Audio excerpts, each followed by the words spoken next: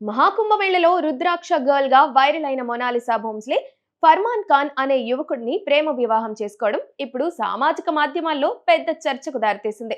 ఈ వివాహాన్ని కేవలం లవ్ జిహాద్ అనే కోణంలోనే ఎక్కువ మంది చూస్తున్నారు. ఇద్దరు వ్యక్తులు తమ మనసుకు నచ్చిన వారిని భాగస్వామిగా ఎంచుకోవడం అనేది వారి వ్యక్తిగత స్వేచ్ఛ, రాజ్యాంగబద్ధమైన హక్కు. దీనికి మతపరమైన ముద్రలు వేయడం ద్వారా వారి మధ్య ఉన్న ప్రేమని, ఆత్మీయతని తక్కువ చేయడమే అవుతుంది. భారతదేశం వంటి భిన్నత్వంలో ఏకత్వం గల దేశంలో మతాంతర వివాహాలు కొత్తేమీ కాదు. కళాకారులు, రాజకీయ నాయకుల నుంచి సామాన్యుల వరకు ఎందరో భిన్న మతాలకు చెందిన వారు వైవాహిక బంధంతో ఒకటయ్యారు. షారుఖ్ ఖాన్, గౌరీ ఖాన్, సైఫ్ అలీ ఖాన్, కరీనా కపూర్ వంటి సెలబ్రిటీల నుంచి ఈ తరం యువత వరకు ఎందరో ఈ విషయాన్ని నిరూపించారు. ప్రేమకు మతంతో సంబంధం లేదని, అది కేవలం రెండు మనసుల కలయిక అని వారు దశాబ్దాలుగా చాటి చెబుతున్నారు.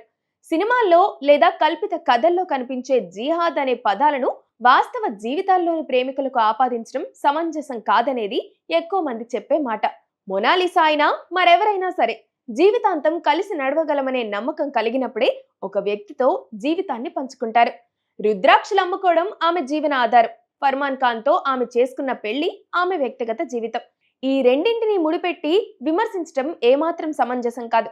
ఆధ్యాత్మికత అనేది మనిషిని విశాలంగా ఆలోచించేలా చేయాలి తప్ప మతపరమైన విభేదాలను సృష్టించేలా ఉండకూడదు. ఫర్మాన్ ఖాన్ చెప్పినట్లు, మేము ముందుగా మనుషులమనే సూత్రాన్ని అందరూ అర్థం చేసుకోవాలి.